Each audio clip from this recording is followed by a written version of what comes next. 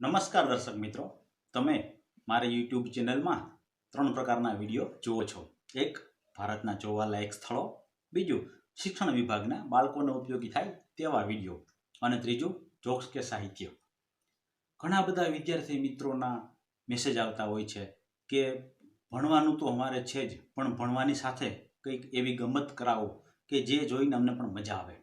તો બાળકો, આજે તમારી સાથે હું એક જાદુની ટ્રીક, જાદુ તો ખરેખર હોતું જ નથી, માત્ર હાથ ચાલાકી જ હોય છે. તો આજે હું તમારી સામે એક જાદુનો નાનકડો એવો ખેલ કરીશ અને એ તમે પણ ઘરે જઈને કરી શકો. એમના માટે બીજું કાંઈ નથી જોતું. એ જાદુના ખેલ માટે આપણે ફક્ત એક રૂમાલની જ જરૂર છે અને બીજું એક માચીસ હોય તેની એક દિવાસળી. બે જ વસ્તુની આપણે જરૂર છે અને બે વસ્તુની મદદથી આપણે જાદુનો એક સરસ મજાનો ખેલ કરી શકશું. પહેલાં હું આ ખેલ કરું છું તે તમે જુઓ. તમને મજા આવે તો મને જરૂર મેસેજથી જવાબ આપશો અને આ જાદુનો ખેલ પૂરો થઈ ગયા પછી હું તમને આ જાદુ કેવી રીતે થાય, તેમાં કઈ જાતની આપણે યુક્તિ કરી હતી તે હું તમને કહીશ. તો ચાલો બાળકો, આપણે જાદુનો ખેલ કરીએ. તો વિદ્યાર્થી મિત્રો, આપણે સર્વપ્રથમ એક રૂમાલ લેશું. આ રૂમાલમાં તમે બંને બાજુ જોઈ શકો છો, એક પણ વસ્તુ નથી. આવી રીતે આપણે એક રૂમાલ લઈશું અને ત્યાર પછી આ જે એક દિવાસળી છે તે આપણે અહીંયા રૂમાલમાં રાખવાની છે અને આ રૂમાલ જે છે તેને આપણે આમ વીંટી દેવાનો છે. ત્યાર પછી આપણે જે દિવાસળી છે એ તમને બતાવું છું. અહીંયા તમે જોઈ શકો છો, આ દિવાસળી છે. આ દિવાસળી આપણે એના કટકા કર્યા છે. આ તમે જોતા હશો કે દિવાસળી આપણે સાવ ભાંગી નાખી છે અને પછી આ રૂમાલને આપણે સીધો કરી દીધો અને છતાં પણ આ રૂમાલમાંથી આ દિવાસળી આખી બહાર નીકળી છે. તો ચાલો આ કેવી રીતે થયું તે આપણે હવે જોઈએ. તો જોયું ને બાળકો, આપણે હમણાં કેવું જાદુ કર્યું. હવે આમાં શું યુક્તિ હતી તેમની આપણે વાત કરીએ.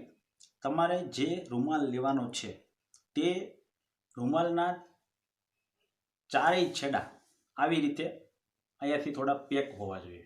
આમાં એકદમ પાતળી બોર્ડર વાળેલી છે, પણ તમારે થોડું વધુ આવી રીતે હોય, એકાદ આંગળ જેટલી જગ્યા રહેતી હોય તેવો રૂમાલ તમારે લેવાનો છે. હવે આ દિવાસળી છે, એ દિવાસળીને તમારે જાદુની યુક્તિ કરતાં પહેલાં તમારે આ દિવાસળી આપણે આવી રીતે આમ નાખી દેવાની છે. એમ કરતાં તમારે આ દિવાસળી જે છે એ તમારે અહીંયા સુધી પહોંચાડી દેવાની છે અને ત્યાર પછી તમે જ્યારે આમ રૂમાલ તમે જ્યારે રાખો ત્યારે તમે જે દિવાસળી, દર્શકોની સામે તમે જે દિવાસળીના કટકા કરો છો એ દિવાસળી આ રૂમાલની અંદર હોય છે તેના કટકા થાય છે અને જે રૂમાલમાં જે દિવાસળી હોય છે તે તો બહારને બહાર જ હોય છે. તો ચાલો આપણે હજી એક વખત તે જોઈ લઈએ. હવે આપણે જે દિવાસળી રૂમાલમાં નાખી છે તે અહીંયા છે, અહીંયા.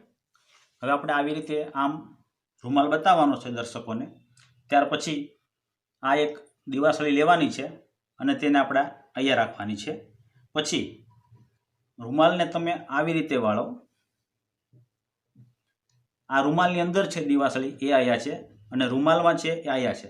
આ દિવાસળી અહીંયા છે, આ દિવાસળી અહીંયા છે અને પછી તમે આવી રીતે વાળી દો અને આ દિવાસળી જે છે એ રૂમાલની અંદરની છે અને આપણે રાખેલી દિવાસળી અહીંયા છે. આને ભાંગવાની નથી, આને તોડવાની નથી. આપણે આ દિવાસળી દર્શકોની સમક્ષ એમ કહેવાનું છે કે મેં આ કટકા કરી નાખ્યા અને ત્યાર પછી તમે જ્યારે આવી રીતે રૂમાલ ખોલશો ત્યારે આ દિવાસળી આખી નીકળશે, એટલે બધાને ખૂબ મજા આવશે. ખરેખર તમે જે કટકા કર્યા છે એ દિવાસળી અહીંયા છે. આપણે જે 2 વખત વાત કરી એ બંને દિવાસળી અહીંયા છે અને દર્શકોને એમ લાગે કે વાહ, તમે કોઈ પ્રકારનો જાદુ કર્યો છે. તો જોયું ને વિદ્યાર્થી મિત્ર, મજા આવી કે નહીં? તો આવા આપણે ઘણા બધા જાદુના ખેલ કરીશું હવે પછીના વિડીયોમાં.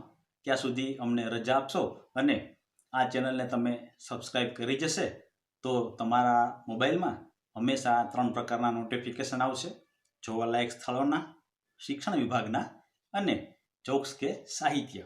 અને વચ્ચે વચ્ચે ક્યારેક આવા કોઈ પણ રોમાંચક વિડીયો આવે તો તમે જોવાનું ભૂલતા નહીં.